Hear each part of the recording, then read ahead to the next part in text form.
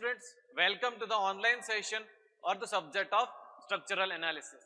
This subject of structural analysis is mainly for the student of structural engineering. Basically, in design of any kind of a structure, first of all, analysis is required to be done. If the analysis of the structure is done properly, then the design of the structure can be done properly. So basically, we can say that structural analysis is very important subject for the structural engineering students. So let's start with this important subject of structural analysis. So 3, 2, 1. Let's start. Hello students, welcome back to our online session. In the previous session, we have started the influence line diagram. We have completed the introduction and the general formulas to find the shear force and the bending moment using the influence line method. Okay, we have discussed many concepts. Now we will be moving towards the other things. So basically, in this session, the contents that we are going to discuss is the method of producing the influence lines. Okay, and at the same time, we'll be also discussing the influence lines for different type of loading. We will be also discussing or giving the answer to the question that why to use a unit load for the influence line. Okay, after that, we will be discussing the influence line method using the tabular form. Okay, means tabular method to produce the influence line.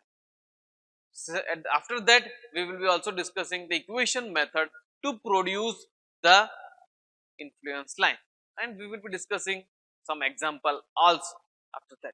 So let's start with this session. Basically, the method of producing the influence line. What is the method behind production? Means preparing the influence line. Okay, so basically, take a moving load of unit weight. We have to take the moving load of a unit. Select a point of an interest where the reaction, shear force, bending moment, and the deflection is required to be calculated. We have to assume, or we can say that we have to select a particular point at which we needed to find the bending moment, shear force, and the deflection at that point. Place the moving load at various points and use the static principle to find the reaction, the shear force, the bending moment, and the deflection at that point. Means we have to place the unit load at the required destination. Means at the point at which our analysis can be done in a proper way, that we have to find, and at that point we have to place that unit load, and because of that unit load at the point of interest where the shear force and the bending moment is required, we have to calculate the bending moment, shear force at that point. Okay, and after that what we have to do, we have to plot the values of the reaction, the shear force, the bending moment, and the deflection over the length of the beam. Once we have calculated the shear force and the bending moment, after that we have to plot it on the drawing. Okay, and computed for a point under consideration. It will be at a point under the consideration. Okay, basically make life easier. Like means for a statically determinate structure, you will be getting the straight line. Although the line slope may changes as the load passes over the key.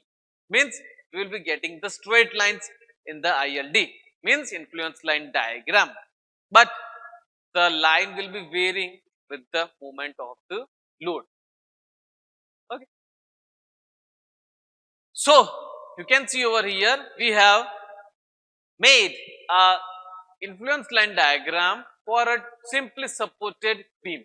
Okay, the overall length is capital L, the unit load is at point X from A, and we have to find the shear force, the bending moment at point C. Means we can say that our point of interest was C.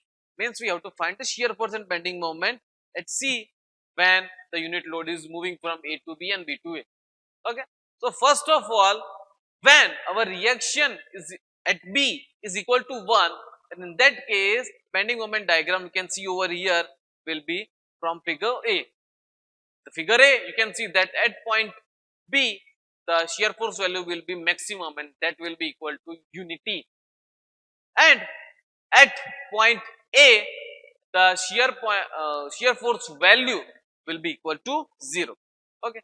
And at particular point at a distance x from A, the shear force value will be equal to x by L. Means x is the distance of that point from A and L is the overall span of the beam. Okay. After that, in another case, if we want to find the shear force diagram when the reaction at A is 1, then it will be as in figure B. You can see over figure B where it is an ILD of reaction at A. Means the maximum value in the beam will be at point A because the reaction is at A and the maximum value is 1 only. Means shear force at A will be unity and the shear force at the B will be equal to 0. And the shear force at the point of the acting of the unit load will be equal to 1 minus x by L. You all know that x by L means it is the ratio of the distance of the unit load from point A by the overall span of the beam. After that, we need the ILD at a particular point of interest. And here, our point of interest is C. So, in order to find the shear force diagram and the shear force value at C, you can see over here from the figure number C. The value of just right of C will be equal to 1 minus A by L. A is nothing but a distance of point C from A and value at just left of point C will be equal to A by L, only A by L, and just left will be negative and on the just right it will be positive. Because it is negative, it will be below the center line. Because on the right hand side it is just right value will be positive, it is above the central line.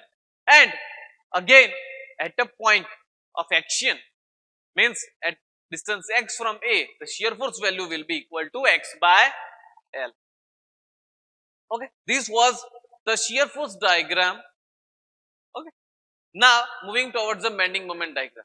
So, bending moment diagram at a point of interest, that is at point C, will be as given in figure number D. It will be equal to A into L minus A by L. A is nothing but distance of point C from A and L is the overall span. And if we want to find the bending moment at the point of occurrence of the load, its formula will be equal to x into L minus A by L. Okay, the difference is only of A and x. At point C, it is A into L minus A by L, and at point at distance x from A, it is equal to x into L minus A by L. So, in this way, the influence line diagram is being prepared for a moving point fluid. Now, there a question can arise in students that why we are using only the unit load in the influence line concepts. The answer is the one is the easy way to multiply by the weight of anything or any number in the thing. Means if we are having the 1 and if we are multiplying the intensity of the loading to that 1, then we can definitely get the exact value because of the present load.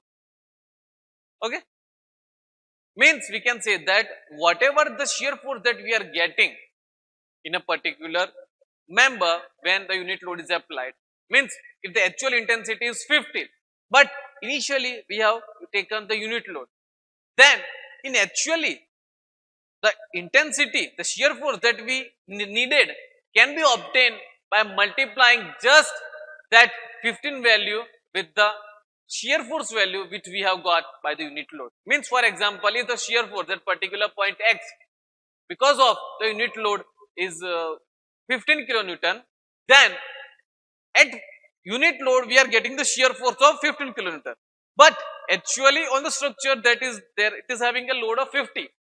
So we just have to multiply that 50 into 15, and we can get the shear force because of the 50 kilonewton load. So it is easy, and for that purpose only we are using the one. Influence lines are popular for studying the impact of moving variable loads on the bridges and the over other structures. It is very much easy, and its concepts are very much easy, and uh, it is very much helpful.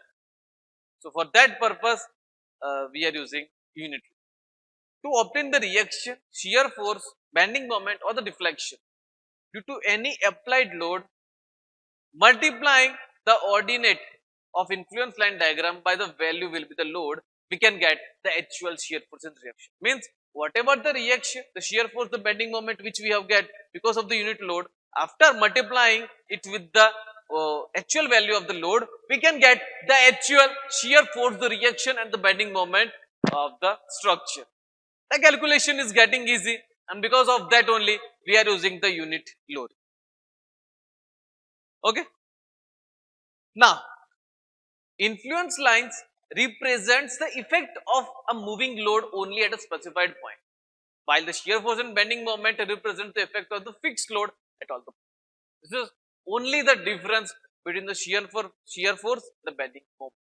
Okay, means shear force and bending moment diagram does not consider the movement of the load. It is keeping the load stationary, and because of the static load, whatever the shear force and bending moment is acting, it will be giving to us. But when the load is moving, then we need the shear, we can say that the influence line diagram. Basically, there are two methods to find, or we can say determine the influence lines. First is the tabular procedure, the second is the influence line equation.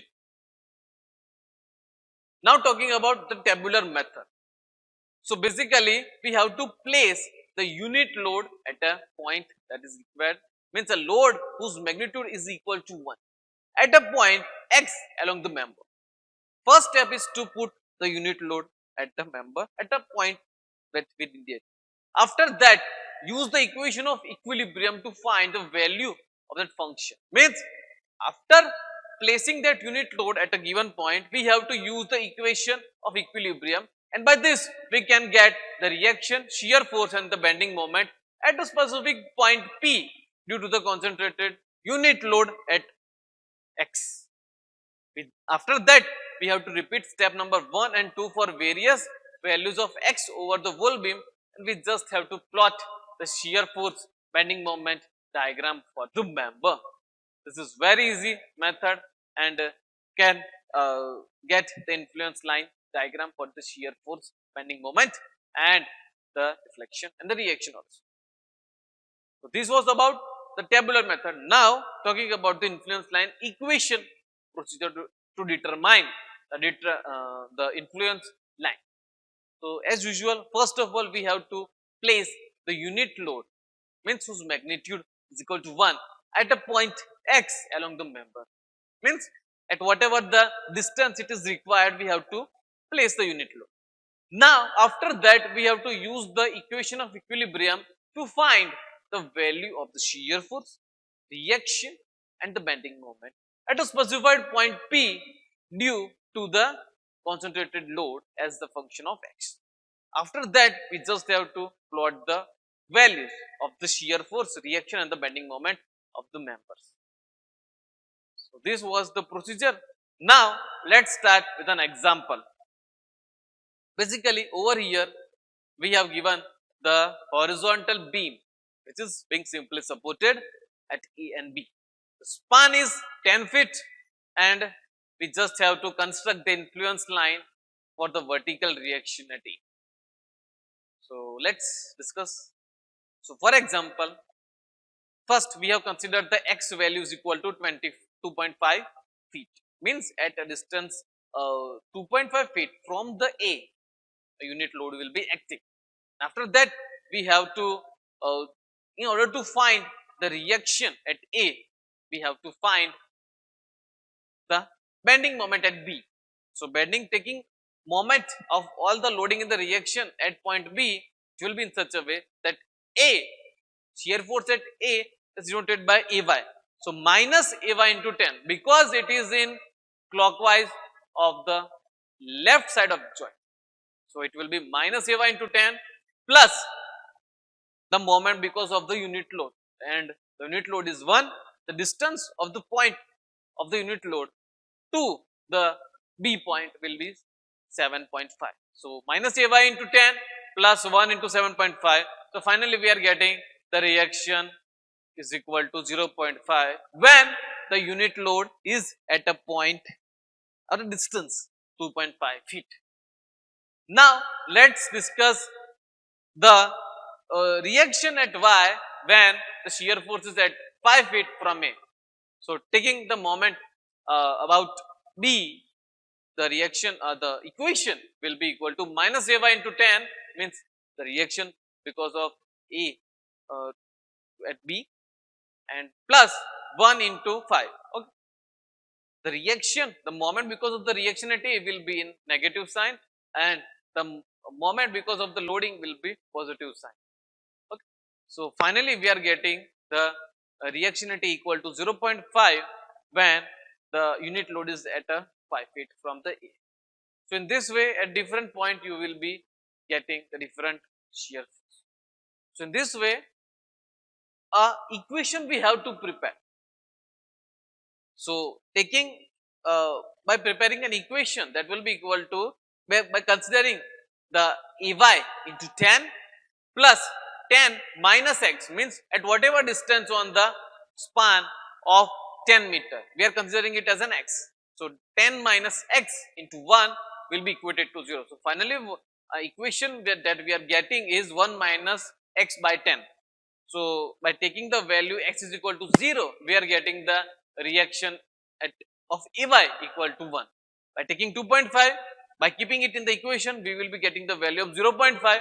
By keeping the value of pi in the equation the reaction at A will be equal to 0.5. By keeping the value of x equal to 7.5 means at a distance 7.5 from A, if we are placing the unit load then our shear force or the reaction at A will be 0.5 and at a distance 10 our reaction at A will be equal to 0.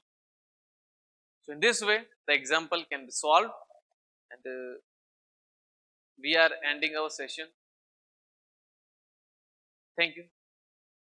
So here we are ending our session. Hope you have liked the session. We have discussed each and every topic in brief and also in detail. We have discussed each and every topic's practical application also. So thank you for attending the session, and if you have any kind of a doubt, if you have any kind of a query, then you can send me your doubts and queries in mail. My mail is in my YouTube channel. Do check into my YouTube channel, like it, share it, and again thank you for attending this session. See you in the next session. Thank you.